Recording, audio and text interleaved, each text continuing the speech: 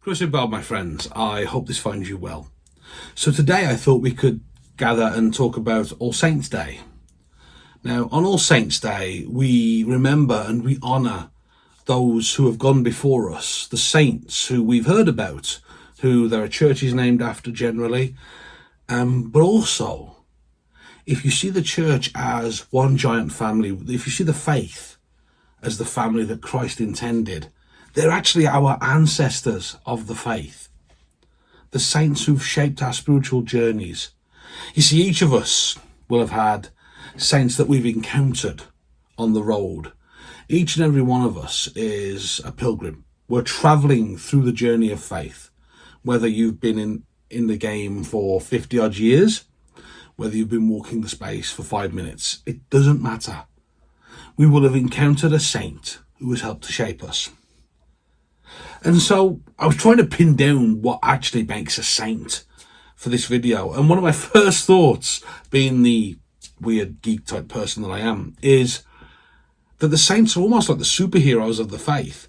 I mean, we should normalise these conversations, shouldn't we? You know, who's your favourite? Oh, Spider-Man. Oh no, St. Francis of Assisi. What about Batman? Yeah, but Catherine of Alexandria is cool. We should have those conversations. But the saints are at their core, and I absolutely concede that this may shock you, my friends, but at their core, they're just like me and you. Now, that's not to cheapen their sainthood. That's not what I'm getting at. But what I'm saying is, they're not like Spider-Man or the other superheroes. They're not super. They're ordinary men and women. They're ordinary women who received the call of God, who heard the call of God, and just followed it. And then there's that word saint. It comes from the Latin sanctus, meaning holy. Now in the New Testament, we often hear that phrase, sanctified, holy, set apart. Now of course that means that in Jesus' case, he's absolutely holy, sanctified and set apart. But Jesus says it about us as well. He says about his followers that they too will be sanctified. What that means is that we choose to follow him.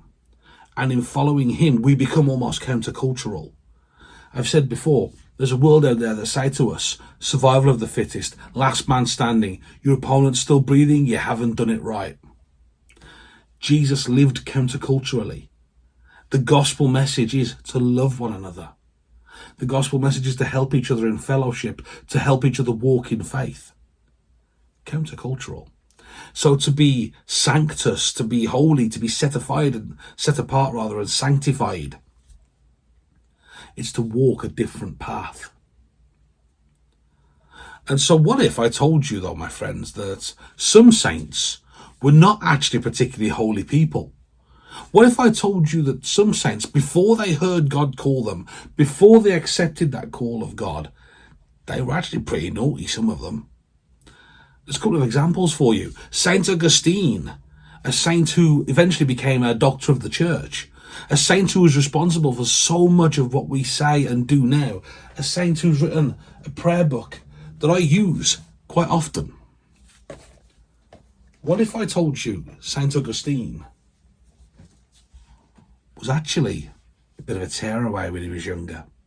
What if I told you Saint Augustine actually had a concubine in his bed? He took a concubine to bed. What if I told you he had a son with her? What if I told you they were never married? Wow. Then there's the story of St. Mary of Egypt, a girl I only ran into yesterday. In all honesty, when I was researching and writing this sermon, I'd never heard of St. Mary of Egypt until then.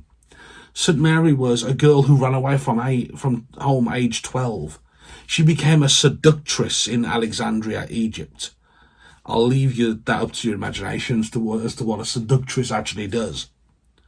But she would seduce anyone for the sake of the chase, just to prove she could.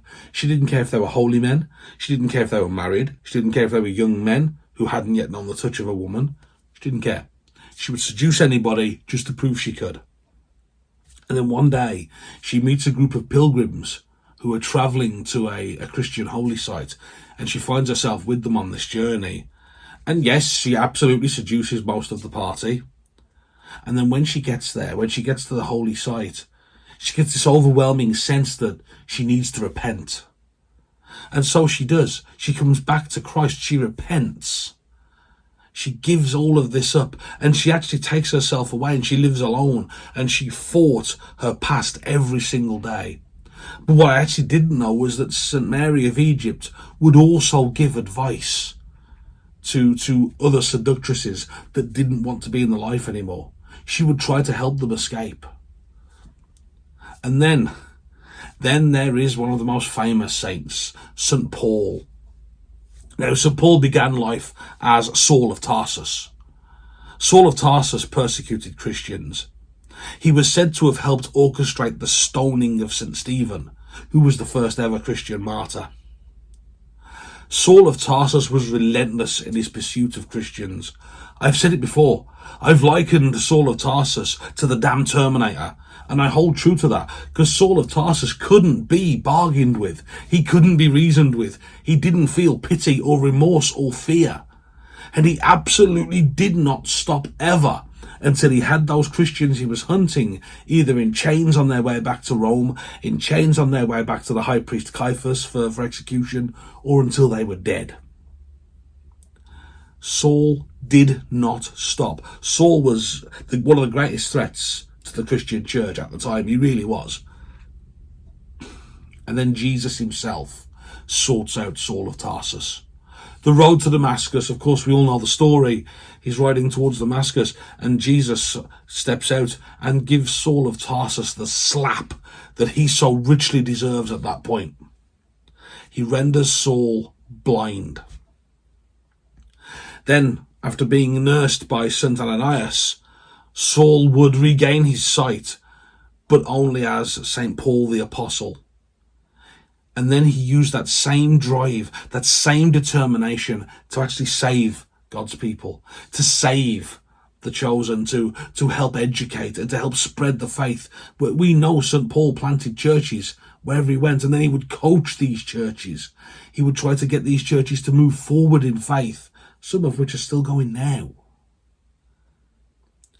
The saints I've just mentioned, St. Augustine, St. Paul, St. Mary of Egypt, they're just a small example of people who were sinners, who were called by God, who took that leap of faith, who followed that calling, and they gave themselves to God. And look how things changed for them. Look at the adventures they had. Look how life became better for it. Then there's the other saints. There's the saints who we don't hear too much about their past. St. Ananias, for example, he was called to minister to the blinded Saul. Put yourself in St. Ananias' shoes for a moment. You've got this man, this Terminator, Saul of Tarsus. He is hunting you down. We don't know. Maybe Saul did actually hunt Ananias personally. We don't know. You've got this Terminator, this guy who cannot be stopped.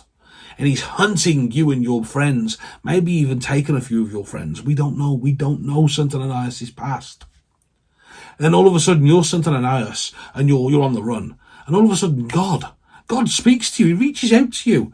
Wow, brilliant. And he says to you, listen, that nutcase that's been stalking you, that Terminator that's been after you, that's dragged off your friends to be turned into candles by the Emperor Nero.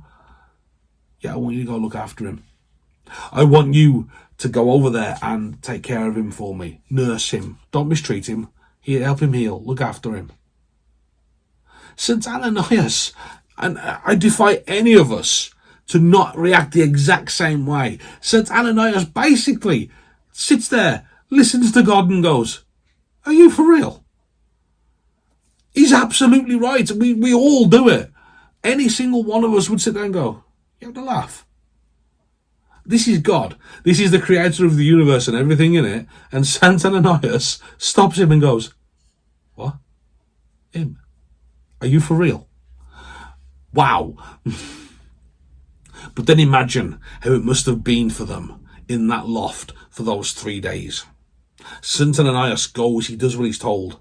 He goes and he starts to look after Paul. He ministers to him. He helps him. He even might have educated him a little bit in the faith. We don't know. But Saul of Tarsus would have been processing the guilt of what he'd done. Now, he would have been able to see the blood on his hands. Saul was blind, remember, at this point, but he would have seen the blood on his hands. He would have had the nightmares. He would have had that yearning so very deep in his heart just to say to every single Christian he dragged from their home and either seen killed or dragged off knowing they were going to be killed. Every single one of them, Saul would have just wanted to look at them and say, I am so sorry. It's a feeling many of us might know well. Ananias would have held Saul when he screamed. Ananias would have been there when the nightmares come. Ananias would have helped Saul eat. He would have helped him wash himself. He would have probably done a fair bit of personal care. Maybe even take him to the toilet. We don't know. Ananias didn't complain. Saint Ananias simply did. And then you get these stories of the saints, these men and women whose legacies that we stand on today, they are something else, aren't they?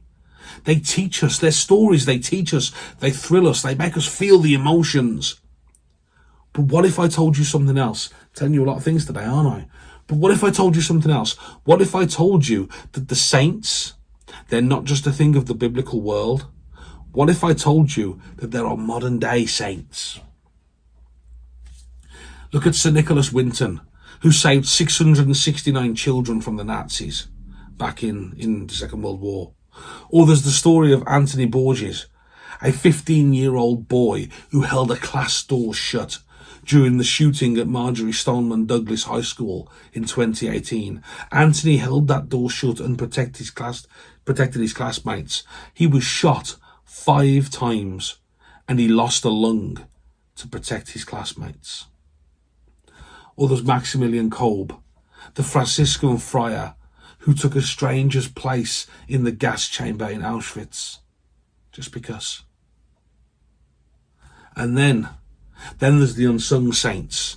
Then there's the saints who walk among us, the saints who care for others, the saints who may be the only company that someone who society has forgotten about receives that week.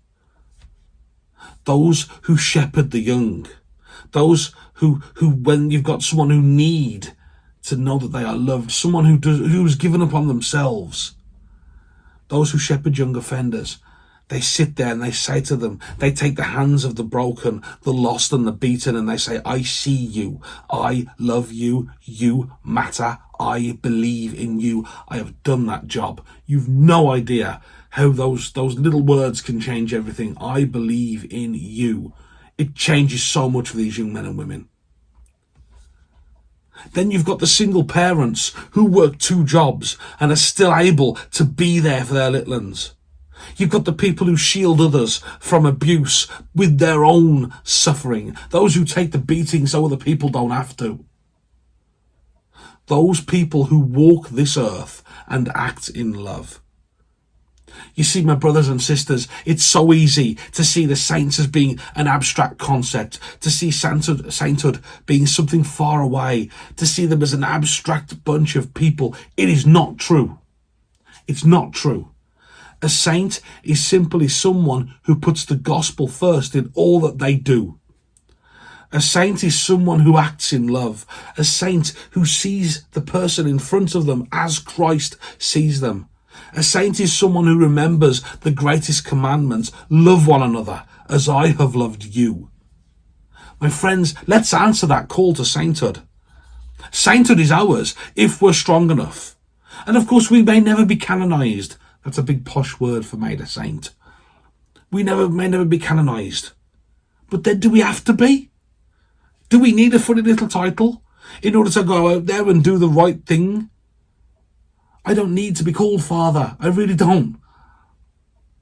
What if we go out there and we do the right thing because that's what Jesus has called us to do? We don't have to be great. We don't have to be immortalized in writing. We don't have to be able to write treatises and theses and diatribes, because I ain't no good at any of that stuff. That's for the scholars. That's for the priests that are better at this thing than me. What we have to do is we have to act in love. And so, my friends, there's some words from St. Paul that give me a bit of encouragement in this. Paul said, giving thanks to the Father who has qualified us to share in the inheritance of the saints. Sainthood. Take it. It's yours. Go out there today. Act in love. Go out there today and start acting for Christ. Go out there today and show people, show them how we as Christians live. Show them that the saints are alive and well, and they are still here. We are still here, that they and we walk among them. And when people ask us how or why, point to Jesus. Point to him, because we are empowered by him. Him who loves them so much. Him who was willing to go to the cross for them. The down and outs, as we put in bunnies. The broken, the beaten, the lost. The homeless, the addicted. Those who suffer violence, those who are overlooked, those who struggle every single day with different complaints, different addictions, different afflictions. Christ believed that every single one of them was worth going to the cross for. And so, my friends, nobody is unworthy of that love. Nobody is too far gone. Nobody is beyond Jesus. I'm going to leave you with some words here, my friends. First of all, you, me, each and every one of us, we are called to be saints. And finally, there's a phrase that a friend of mine, a very dear friend of mine, once gave me, and it has absolutely struck with me. And it will, if my ministry lasts another 30 years, these words will always be there. And they are this: every saint has a past. Every sinner has a future. As always, my friends, the email address is at the bottom of the video, either this side or this side. I can never remember which side it's on. Drop me an email. Questions, comments, likes, dislikes, anything. Drop me an email. I'll answer them live on air. Other than that, I hope you have a blessed All Saints Day, and I hope everything's okay. And as always, my friends, much love to each and every one of you. God bless you, my friends, and take care.